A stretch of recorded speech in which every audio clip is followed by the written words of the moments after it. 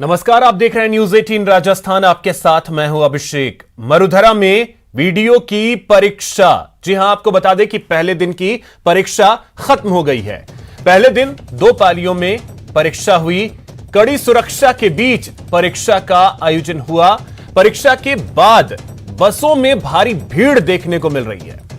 घर जाने के लिए अभ्यर्थी उमड़े हैं और आपको बता दें कि कल भी परीक्षा होनी है। कल भी 2 पालियों में परीक्षा होगी।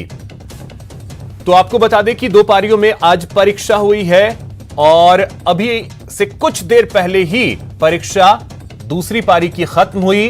वीडियो की परीक्षा का आयोजन किया जा रहा है और तस्वीरें हम आपको दिखा रहे हैं। नागौर, बांसवाड़ा, बीकानेर, इन जगहों पे आप देख सकते हैं कि कैसे अब स्टूडेंट्स जो हैं अपने घरों की ओर लौट रहे हैं। उदयपुर, श्रीगंगानगर से भी तस्वीरें सामने आई, वो भी हम आपको दिखा रहे हैं। इसके अलावा दौसा की भी तस्वीर आपके टीवी स्क्रीन पर है। आप देख सकते हैं कि कैसे परीक्षा खत्म होने के बाद जो परीक्षार्थी हैं वो अपने घरों की ओर लौट रहे हैं। लेकिन अब मुश्किल यह है कि बसों की समस्या उनके सामने खड़ी हो गई है कि कैसे अपने घर जाएं, क्योंकि बस मिल नहीं रही हैं और जो बसें मिल रही हैं उसकी स्थिति आप तस्वीरों को देख करके अंदाजा लगा सकते हैं कि क्या स्थिति है।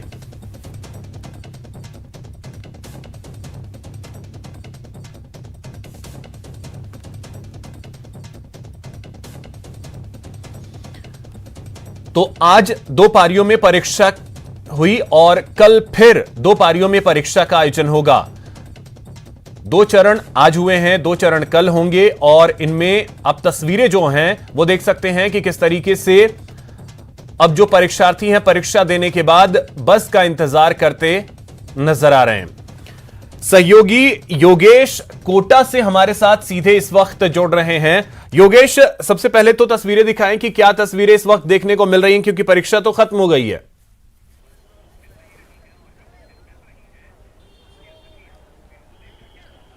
बिल्कुल अभिषेक, बात करें परीक्षा की तो परीक्षा 4:30 बजे खत्म हुई थी और अभ्यर्थी रेलवे स्टेशन पहुंचने शुरू हो गए हैं और हम कोटा के रेलवे स्टेशन पर खड़े हैं। तस्वीरें हम आपको दिखाते हैं कि कोटा का रेलवे स्टेशन है ये और यहाँ पर अभ्यर्थी पहुंचना शुरू हो गए हैं। यहाँ अभ्यर्थी ट्रेनों का इंतज़ार कर रहे हैं। सबकी अलग अलग ट्रेन है, सबको अलग अलग गंतव्य पर पहुँचना है और यहाँ पर धीरे धीरे करके अभ्यर्थी पहुँचने लगे हैं, क्योंकि स्टेशन थोड़ा सा दूर पड़ता है तो यहाँ पहुँचने में थोड़ा सा समय लगता है। हम अभ्यर्थियों से बात करते हैं कि पेपर किस तरीके का है। पेपर अभी 4:30 बजे खत्म हुआ है आपका? हाँ, 4:30 बजे खत्म हुआ है पेपर बहुत अच्छा था। पेपर लेवल का था और क्या नाम है, पेपर बहुत पारदर्शिता के साथ हुआ है पेपर। किस तरीके का पेपर गया? आपने एग्जाम दिया है? पेपर बहुत अच्छा था, पढ़ने वालों के लिए बढ़िया था और जो बना तैयारी आए उनके लिए ये ऐसा ही रहेगा, कठोर लगेगा। जिसने बढ़िया तैयारी की, अच्छी मेहनत की है, वो जरूर सफल होंगे। आपने किस तरीके की तैयारियां की थी? आप भी पेपर देने के लिए आई थी? हाँ, मेरा तो कोर्स में से ही आया था, आउट ऑफ कोर्स कुछ नहीं आया। पेपर बहुत अच्छा था। बस पेपर बहुत अच्छा था। आपका कैसा गया पेपर? सर अच्छा ही गया है पेपर तो वैसे भी। तो अभी ट्रेन कितने बजे आपकी स्टेशन पहुंचे आप? सर 9 बजे ट्रेन है हमारी। तो 9 बजे तक इंतजार करेंगे? जी सर 9 बजे। आपको कहाँ जाना है? कहाँ? नीमच जिले में है, चल्दू करके गांव है, वहां जाना है हमको। तो यहाँ अभ्यर्थी है। योगेश, जरा आप इन लोगों से ये भी पूछें कि क्या कोरोना खत्म हो गया है? मास्क लगाना अनिवार्य समझते ही नहीं है लोग।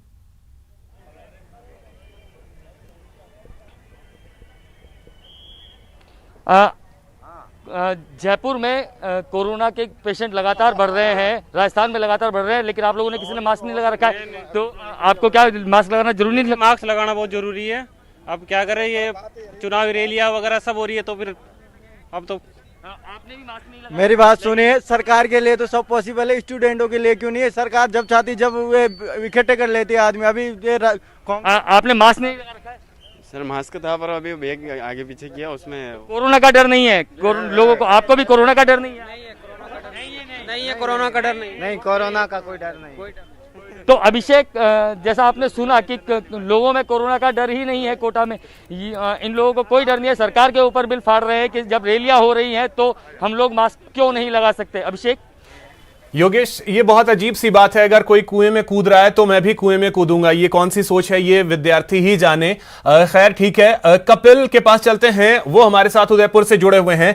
कपिल, उदयपुर में किस तरीके की तस्वीर देखने को मिल रही है? परीक्षा तो खत्म हो गई है, अब परीक्षार्थी भी घरों की ओर लौट रहे होंगे।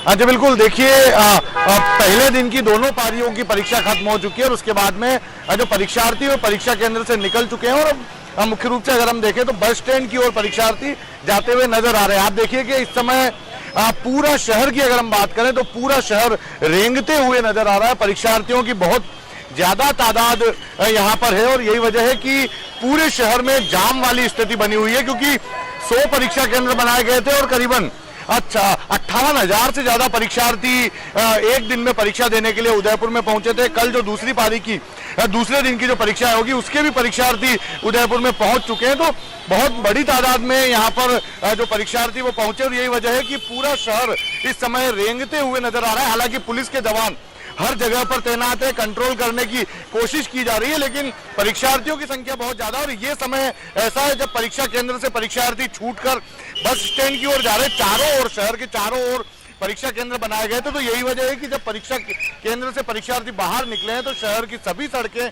जो कि बस स्टैंड की ओर आती है वे सभी सड़कें परीक्षार्थियों से भरी हुई है और वाहनों का जाम लगने लगा है। हालांकि माना जा रहा है कि करीब 1 से 2 घंटे लगेंगे, फिर से स्थिति सामान्य हो सकेगी। जी बिल्कुल। तो कपिल, आने जाने को लेकर के व्यवस्थाएं रोडवेज की तरफ से क्या की गई हैं? क्योंकि कहा यह गया कि हमने अतिरिक्त बसें लगाई हैं, तो उसमें किस तरीके की व्यवस्था देखने को मिल रही है?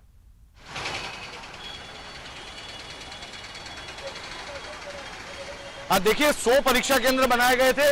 बसों की अगर बात करें तो शहर के आसपास के इलाकों में जो परीक्षा केंद्र आए थे वहां के लिए रोडवेज ने विशेष प्रबंध किए थे। इसके अलावा जो उदयपुर से जो दूसरे जिलों में परीक्षार्थी जाने वाले थे उनके लिए अतिरिक्त बसों की व्यवस्थाएं रोडवेज द्वारा की गई थी। लेकिन आप देखिए कि शहर के अंदर इस तरह के कोई इंतजामात नहीं है कि परीक्षा केंद्र से फिर से अपने गंतव्य जाने के लिए बस स्टैंड तक जाने के लिए परीक्षार्थियों के लिए व्यवस्था। और यही वजह है कि जो शहर के अंदर की जो स्थितियां हैं वो पिछले आधे घंटे से पूरी तरह से बिगड़ी हुई है। पूरा शहर इस समय पूरे शहर में इस समय जाम सा लगा हुआ और कुछ समय लगेगा क्योंकि परीक्षार्थियों की संख्या ज्यादा है, लेकिन कुछ समय बाद में स्थितियां कंट्रोल होने की स्थिति होगी। आप देखिए कि किस तरह से ऑटो के अंदर या जो भी पब्लिक ट्रांसपोर्ट शहर में चल रहे हैं। बिल्कुल कपिल, तो ये साफ तौर पर अब दिख रहा है कि परीक्षार्थी जो हैं वो अपने घर की तरफ लौट रहे हैं, परीक्षा खत्म हो गई है। फिलहाल बहुत शुक्रिया कपिल आपका भी, और योगेश आपका भी बहुत शुक्रिया तमाम जानकारी के लिए और इन तस्वीरों के लिए। पारी में ये कर्मचारी चयन बोर्ड की ओर से आयोजित ग्राम विकास अधिकारी परीक्षा के चलते श्रीगंगानगर जिला मुख्यालय पर ट्रैफिक जाम की स्थिति बनी रही। दोनों ही पारियों में करीब 22,000 परीक्षार्थी परीक्षा देने श्रीगंगानगर पहुंचे थे, जिसकी वजह से श्रीगंगानगर की सड़कों पर ट्रैफिक रेंगता हुआ दिखाई दिया।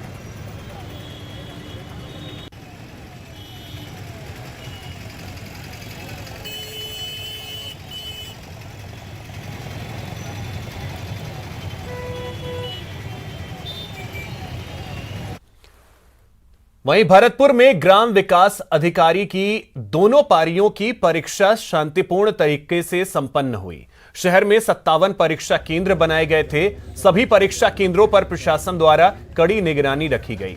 11 सतर्कता दलों ने सभी परीक्षा सेंटर पर जाकर व्यवस्था को देखा और कड़ी सुरक्षा के बाद ही परीक्षार्थियों को अंदर प्रवेश दिया गया।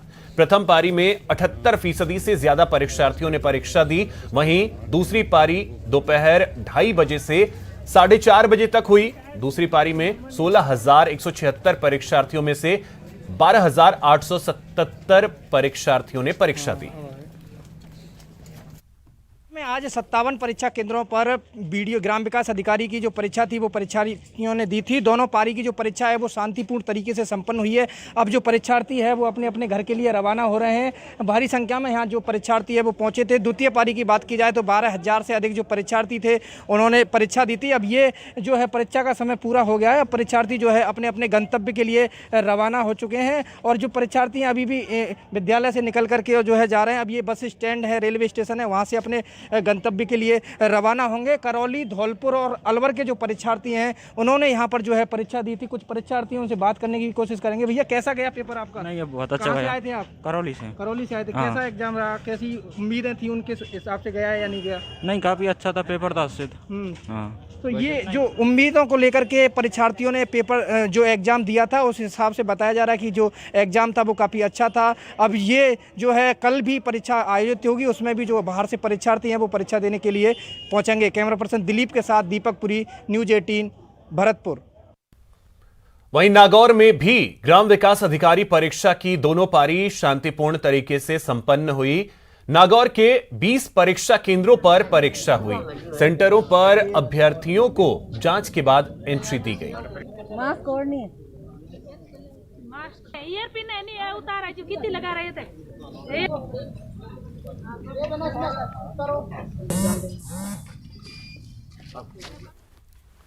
वहीं बांसवाड़ा में वीडियो की परीक्षा देने आए दूर दराज से छात्र परीक्षा देकर वापस अपने घर जाने के लिए रोडवेज बस स्टैंड पर अभ्यर्थियों की भारी भीड़ देखने को मिली। अभ्यर्थी बस में पहले चढ़ने के लिए उतावले नजर आए। इन तस्वीरों को आप देख सकते हैं कि कैसे बस में सवार होने के लिए खिड़की से भी घुसने की कोशिश जो है वो अभ्यर्थी करते नजर आए।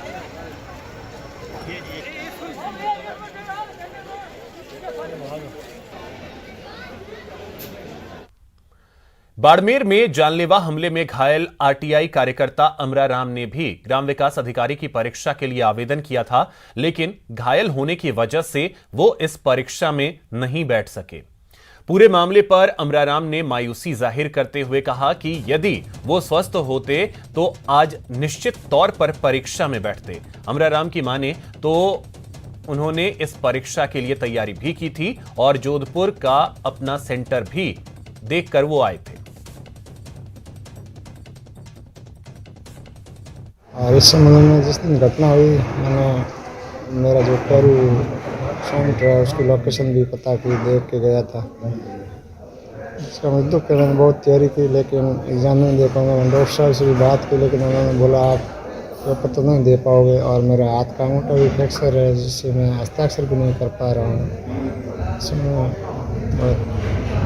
दुख है लेकिन एग्ज़ाम नहीं दे पाऊंगा।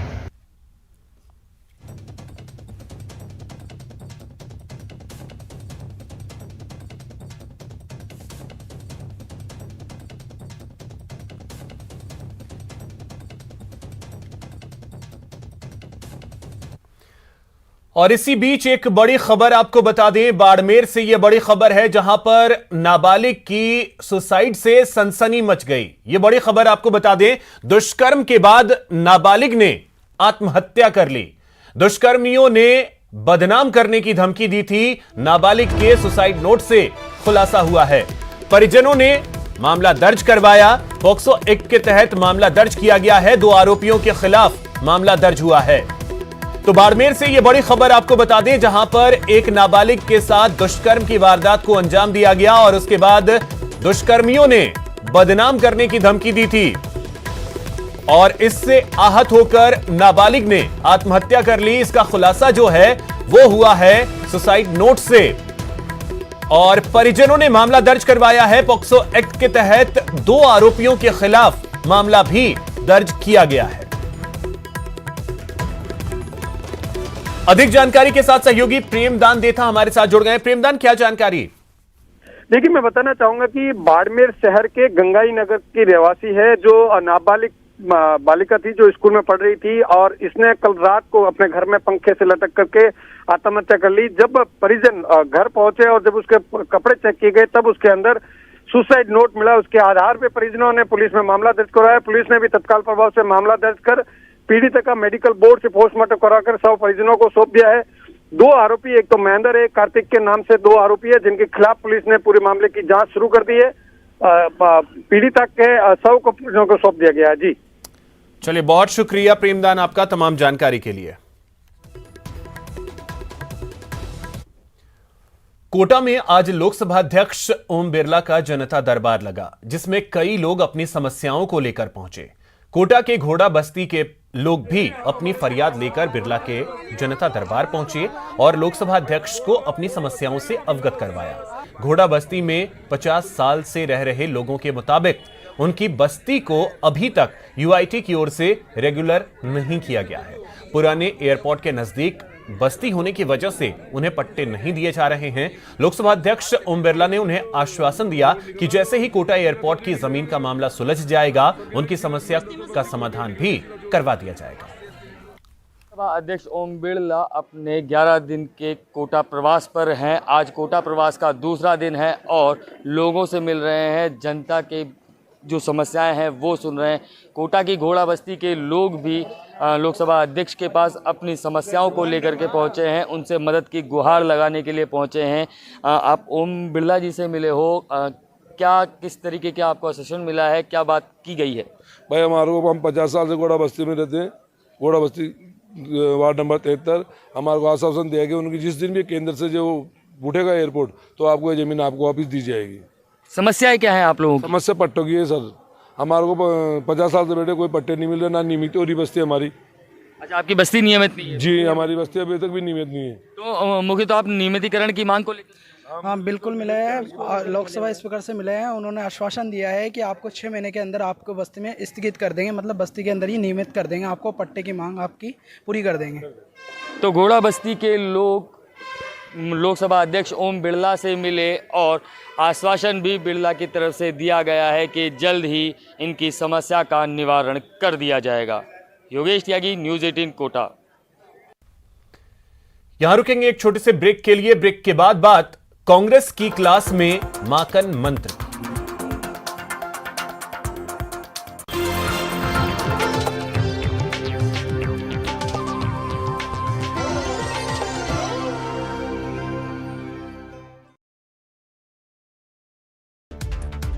पीएम नरेंद्र मोदी आज हिमाचल प्रदेश के मंडी का दौरा करेंगे। यहां पीएम मोदी 11,000 करोड़ रुपए से ज्यादा की पनबिजली परियोजनाओं का उद्घाटन और शिलान्यास करेंगे। बता दें कि इससे पहले PM Modi Himachal Pradesh global investors meet के दूसरे ग्राउंड ब्रेकिंग समारोह की अध्यक्षता करेंगे। अगले साल 5 राज्यों में होने वाले विधानसभा चुनाव को लेकर आज बड़ा ऐलान हो सकता है। चुनाव आयोग और स्वास्थ्य मंत्रालय की अहम बैठक होने जा रही है। चुनाव आयोग स्वास्थ्य सचिव राजेश भूषण से कोविड स्थिति का जायजा लेंगे। इस बैठक में कई अधिकारी शामिल होंगे। प्रधानमंत्री नरेंद्र मोदी कल कानपुर मेट्रो के पहले कॉरिडोर का उद्घाटन करेंगे। इसके साथ ही आईआईटी कानपुर के दीक्षांत समारोह में शामिल होंगे और Bina Panki multi product pipeline project का भी उद्घाटन करेंगे। देश में कोरोना के नए वेरिएंट ओमिक्रॉन से संक्रमित होने वाले मरीजों में अब तेजी देखने को मिल रही है। देश भर में ओमिक्रॉन के 578 मामले सामने आ चुके हैं। दिल्ली में 24 घंटे में 290 नए मामले सामने आए। यहां संक्रमण दर 0.55% है। दिल्ली सरकार के स्वास्थ्य विभाग के अनुसार दिल्ली में 290 नए कोरोना मामले सामने आए हैं और एक की मौत हुई। कोरोना वायरस संक्रमण के मामलों में अचानक उछाल के बीच दिल्ली में सरकार ने नाइट कर्फ्यू का फैसला किया है। दिल्ली में नाइट कर्फ्यू आज रात 11 बजे से सुबह 5 बजे के लिए लागू होगा। इस दौरान अनावश्यक यात्राओं पर पाबंदी रहेगी। फ्रांस में पहली बार एक ही दिन में 1 लाख से ज्यादा केसेस दर्ज किए गए हैं। तेजी से फैलने वाले वेरिएंट की वजह से यहां पिछले 1 महीने में कोविड-19 से पीड़ित लोगों के अस्पताल में भर्ती होने की संख्या दोगुनी हो गई है। अधिकांश मामले नए वेरिएंट ओमिक्रॉन से जुड़े हुए हैं। अमेरिका में लगातार कोरोना के ओमिक्रॉन वेरिएंट में केसेस में बढ़ोतरी देखी जा रही है। ओमिक्रॉन बड़ी संख्या में बच्चों को संक्रमित कर रहा है, जिसके कारण बड़ी संख्या में बच्चों को अस्पताल में भर्ती करवाना पड़ रहा है।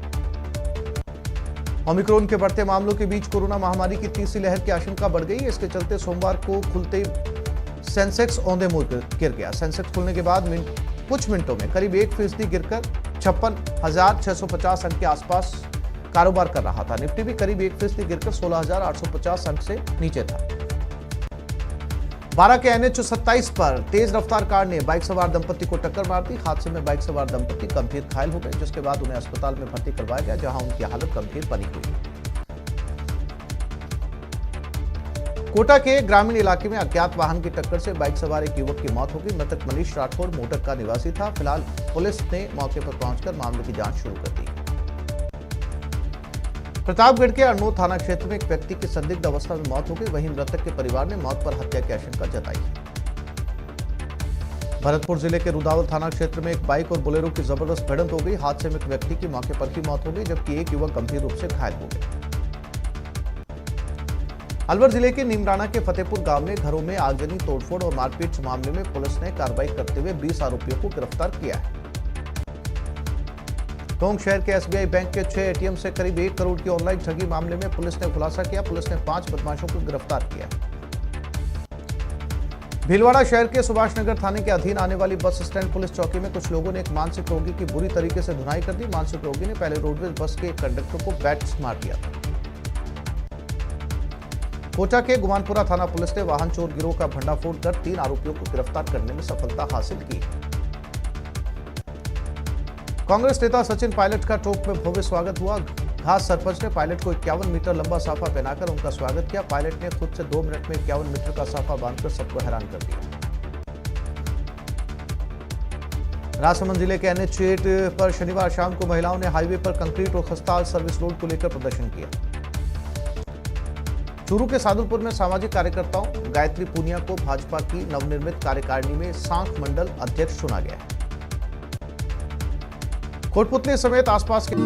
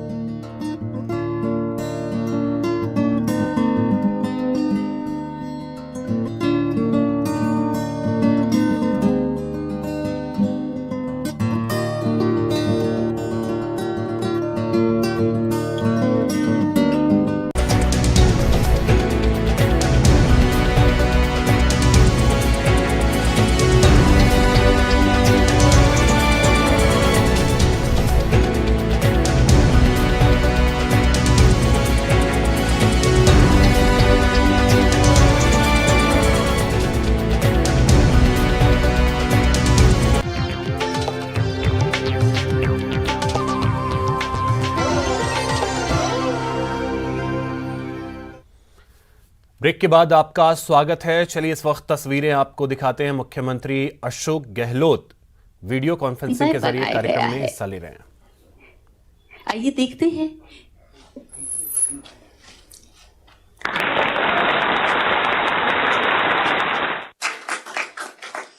आइए देखते हैं इस लाइट एंड साउंड शो की एक छोटी सी झलक।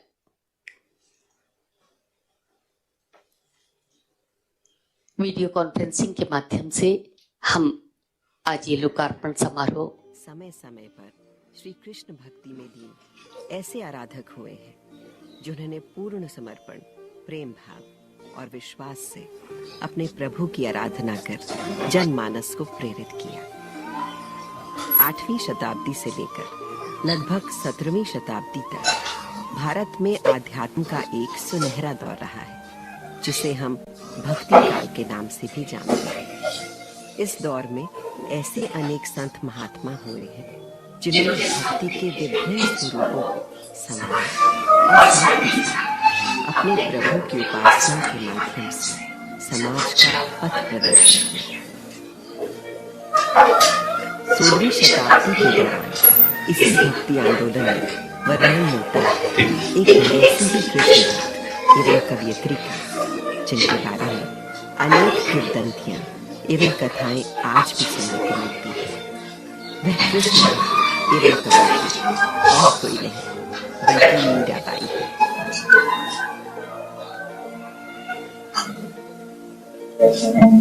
मीराबाई की जन्म तिथि का वैसे तो कोई निश्चित प्रमाण नहीं मिलता, पर ऐसा माना जाता है कि उनका जन्म 15वीं शताब्दी के अंत या 16वीं शताब्दी के प्रारंभ में राजस्थान के मेड़ता या कुड़की में हुआ था। राठौर परिवार में जन्मी धन सिंह की इकलौती पुत्री मीराबाई ने बचपन में ही कृष्ण को अपना सब कुछ मान लिया था। उनके कृष्ण प्रेम की शुरुआत बाल्यकाल में अपने दादा राव दूदा जी के सानिध्य में ही शुरू होती है। मीरा जब 2-2.5 वर्ष की थी तब उनकी मां का देहांत हो गया था। उनका पालन पोषण उनके दादा राव दूदा जी की देखरेख में ही हुआ था, जो भगवान विष्णु के परम भक्त थे। अपने दादा की इस भक्ति भावना का मीरा के जीवन पर काफी फिलहाल इतना ही, नमस्कार।